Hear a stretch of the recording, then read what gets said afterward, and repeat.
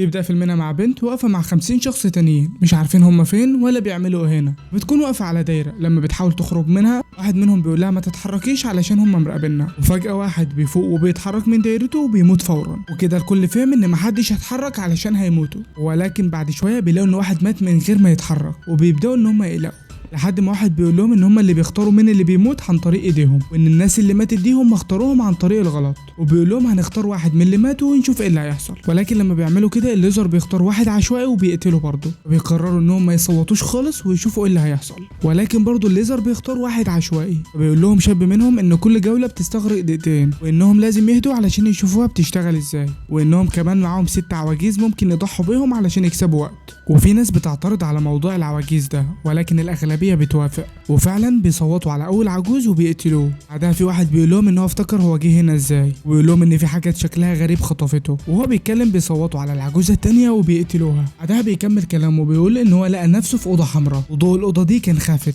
بعدها العجوز اللي عليه الدور بيقعد يحور علشان ما يقتلوه، وبيقول ان هو كمان فاكر هو جه هنا ازاي، ولكنهم عارفين ان هو بيكذب فبيقتلوه. بعدها العجوزة دي بتكون هي اللي عليها الدور، وبتقول لهم ان هي مش عجوزة ولكن شعرها ابيض من السرطان. فبيقول لهم نفس الشاب ان دي اقرب للموت من اي حد تاني، وانهم لازم يضحوا بيها، فبيختاروه هو وبيقتلوه. بعدها بيتكلم الراجل ده وبيقول ان مراته معاه هنا، وان هم ممكن يختاروه هو بس في مقابل ان هم ما يختاروش مراته بعد كده، لكنهم بيختاروا العجوزة وبيقتلوها. بعدها بيشوفوا راجل بشرته سوداء، وواحدة بتقول لهم ان هو اكيد مش امريكي، ان هو داخل البلد بطريقة غير شرعية، ان هو لازم يموت، فبيختاروها هي. بيكون بينهم شاب سوابق فبيختاروه برضه.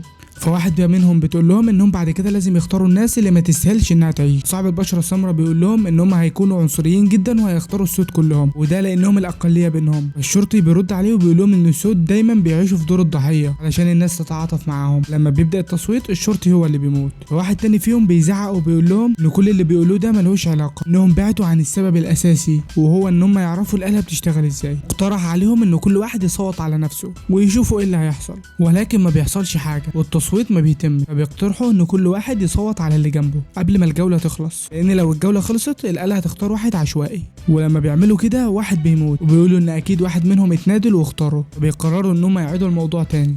ولما بيعملوا كده بيحصل تعادل ما بين واحد وواحده، بيكونوا لازم يختاروا واحد من الاتنين، فبيختاروا راجل. بعدها واحد بيقول لهم ان هم يختاروه علشان هو مش عاوز يشارك في اللعبه تاني ويقتل حد، ولكن واحد تاني بيرفض وبيطلع من الدايره هو وبيموت. بعدها الولد ده كمان بيتطوع وبيخرج من الدايره وبيموت. بعدها الست دي كمان بتقول ان ابنها مات وهي عايزه تلحقه، فبتخرج من الدايره وبتموت. بعدها بيفضلوا يتخانقوا على مين اللي هيموت، لحد ما واحد منهم بيقول لهم ان الآلة ديت هي اللي بتختار مين اللي بيموت. فبيبدا تصويت تاني وبيطلع تعادل ما بين واحد ملحد وبنت كمان، بيختاروا البنت وبيسيبوا الملحد. بيقولوا له ان عمره لسه فاضل فيه دقيقتين كمان، وانهم اختاروا البنت علشان يسيبوا له فرصه ان هو يؤمن قبل ما يموت، لكنه بيتضاير على الست اللي جنبه وبيفضل يكلمها وحش علشان تعترف بافعالها الوحشه، فيختاروها هي وكده، ولكنهم بيختاروه هو. بعدها واحد بيتكلم مع واحده تانية وبيعرف ان هي الوان، بيقول لهم ان هم المفروض يختاروها ولكنهم بيختاروه هو. بعدها بيحصل تعادل ما بين اتنين عارفين بعض، وبيفضلوا يتعازموا على مين اللي هيموت لحد ما الاتنين بيموتوا لان محدش يختار واحد فيهم. ده بيحصل تعادل تاني وبيموت الراجل ده بيفضلوا يتخانقوا تاني لحد ما بيتعادل الاسباني والطفله دي. الاسباني بيخرج من الدايره وبيموت علشان يحمي الطفله. ده برضو بيحصل تعادل تاني بين الطفله والشخص العجوز، فبيختاروا العجوز وبيقتلوه. بعدها بيموتوا الراجل ابو دراع واحد. ده بيقترحوا يصوتوا على الراجل اللي كان عاوز يحمي مراته، وانهم ممكن يقتلوه هو في مقابل انهم ما يختاروش مراته بعد كده، ولكنهم في الاخر بيغيروا رايهم وبيختاروا الراجل صاحب البشره السمراء.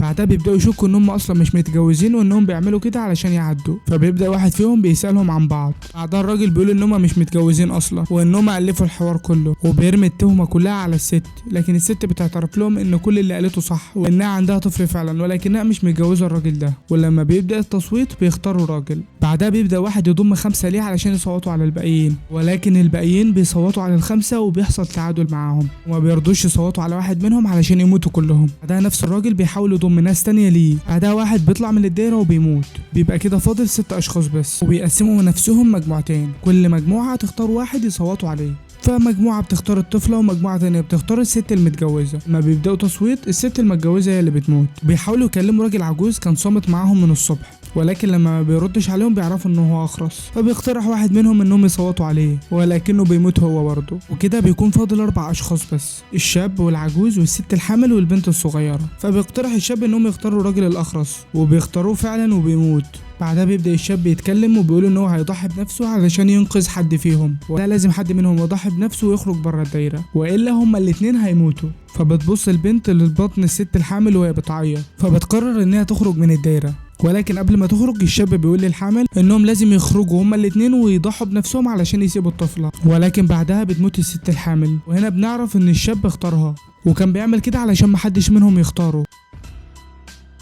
ولكن لما بيبدأوا يصوتوا بيحصل تعادل ما بين الشاب والجنين اللي في بطن الست الحامل، وبنعرف ان هو كمان مشارك في اللعبة. بعدها الشاب بيغمض عينيه وبيفتحها وبيلاقي نفسه على الارض، انهم كانوا في مركبة فضائية وان ده كله ما كانش حقيقي، وانهم كانوا بيصوتوا فعلا ولكن محدش بيموت، وان الفضائيين عملوا التجربة دي علشان يعرفوا مين اللي هيدوس على باقي البشر علشان يحافظ على حياته حتى لو اضطر انه يقتل طفل لسه ما اتولدش. وبكده يبقى دي نهاية الفيلم بتاعنا. ما تنساش تعمل لايك للفيديو واشتراك في القناة وفعل جرس الاشعارات.